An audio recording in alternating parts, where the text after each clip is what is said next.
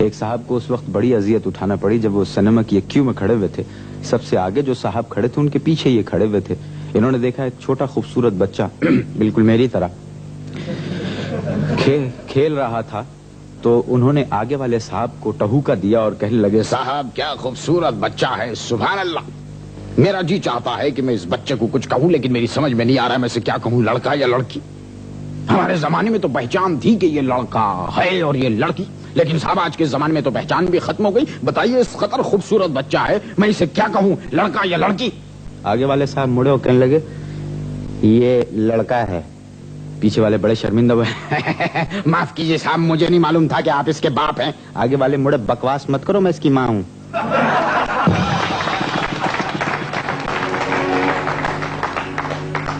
ایک مشاعرہ ہوا, وہاں مختلف شعراء کرام تھے. ایک شاعر جو تھے ان کا کمال یہ تھا کہ خود ہی مصرع کہتے تھے اور پھر خود ہی اس میں اضافہ بھی کرتے تھے اور ایکسپریشنز بھی دیتے تھے.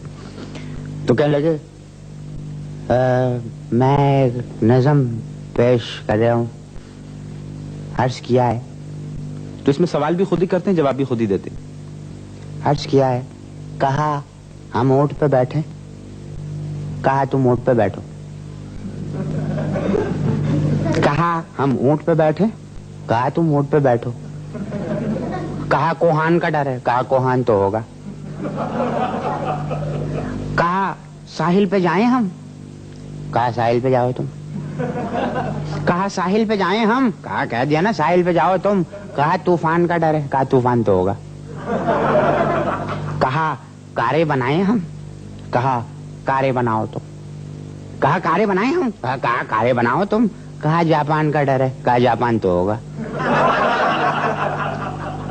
کہا کیا تم سلیکٹر ہو, کہا ہاں ہم سلیکٹر ہیں. کہا کیا تم سلیکٹر ہو, کہا ہاں ہم سلیکٹر ہیں.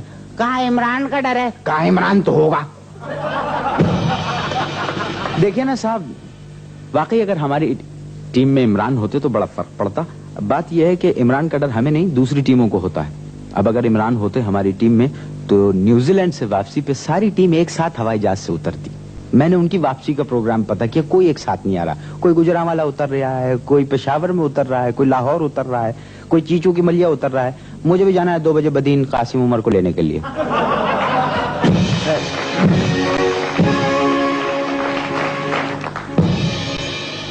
بعض دفعہ انسان کو عجیب عجیب طرح کی اذیت کا شکار ہونا پڑتا ہے. مثلا ان صاحب کو دیکھ لیجئے, اخبار میں اشتہار پڑا ملازمت کے لیے, پہنچے صاحب انٹرویو دینے کے لیے, تو 2 حضرات ایک ساتھ جو مالک تھے ان کے کمرے میں داخل ہوئے. مالک ٹھہر جاؤ, یہ کیا پٹا مچا رکھی ہے, ٹھہر جاؤ. نوکری ایک ہے, بندے 2 آ گئے, اب نوکری ایک ہی کو دینی ہے مجھے.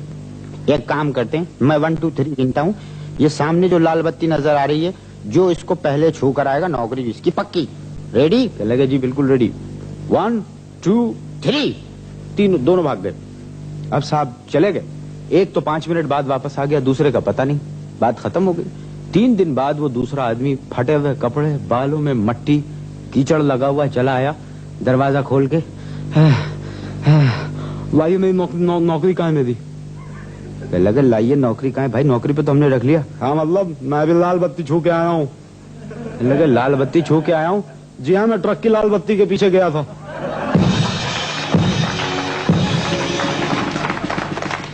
لگے ٹرک کی لال بتی کے پیچھے گئے تھے, آئے کہاں سے, پشاور سے پیدل آیا ہوں.